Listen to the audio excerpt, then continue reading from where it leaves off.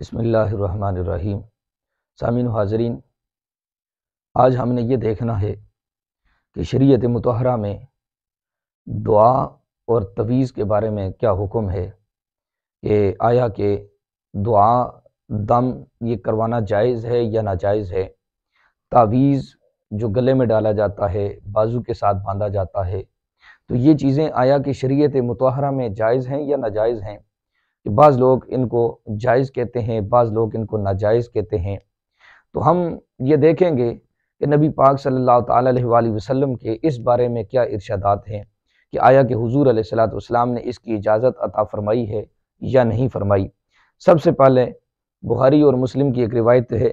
حضرت سیدہ عائشہ صدیقہ رضی اللہ تعالیٰ عنہا سے مروی ہے، فرماتی ہیں امر النبی صلی اللہ علیہ وسلم ان نسترقی من العین، حضور نبی پاک صلی اللہ علیہ وسلم نے حکم فرمایا ہے کہ ہم نظر بد کے لیے دعا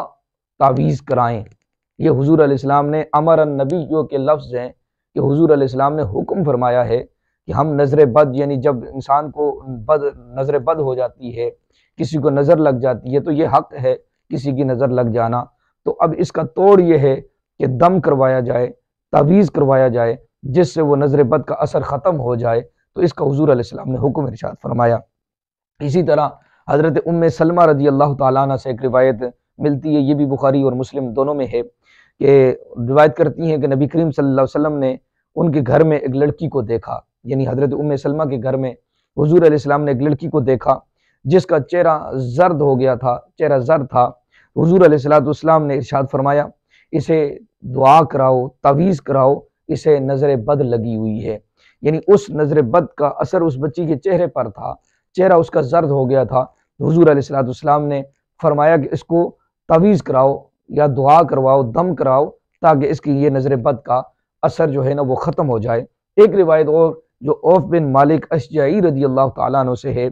کہ یہ مسلم شریف میں موجود ہے کہ حضور نبی کریم فرماتے ہیں، وہ حضرت عوف بن مالک اشجعی فرماتے ہیں کہ ہم زمانہ جاہلیت میں جھاڑ پھونک کرتے تھے، اور اسلام لانے کے بعد ہم نے حضور علیہ السلام کی بارگاہ میں عرض کیا یا رسول اللہ ان منتروں کے بارے میں آپ کیا فرماتے ہیں جو ہم زمانہ جاہلیت میں کرتے تھے۔ حضور علیہ السلام نے فرمایا کہ وہ اپنے منتر مجھے سناؤ، اگر ان میں منتروں میں کوئی شرکیہ کلمہ نہ ہو، کوئی شرک والے الفاظ نہ ہو، تو فرمایا ان میں کوئی حرج نہیں ہے۔ تو حضور نے ان سے وہ منتر سنے،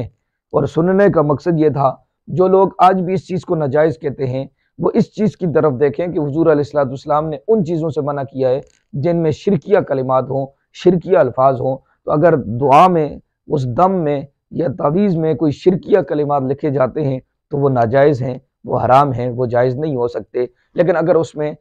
قرآن ہے، دعائے معصورہ ہیں، تو پھر وہ جائز ہیں۔ اس لیے شیخ عبدالحق محدث دہلوی رحمۃ اللہ تعالی علیہ فرماتے ہیں یعنی ایسے منتر ہوں جن میں جن اور شیاطین کے نام نہ ہوں، ان منتر کے معانی سے کفر لازم نہ آتا ہو، یعنی ایسے بھی الفاظ نہ ہوں جن سے کفر لازم ہوتا ہو، تو اس میں پڑھنے میں کوئی حرج نہیں ہے۔ اس لیے علماء سلف نے فرمایا ہے جس منتر کا معنی معلوم نہ ہو اسے نہیں پڑھ سکتے، لیکن جو شارع علیہ السلام سے صحیح طور پر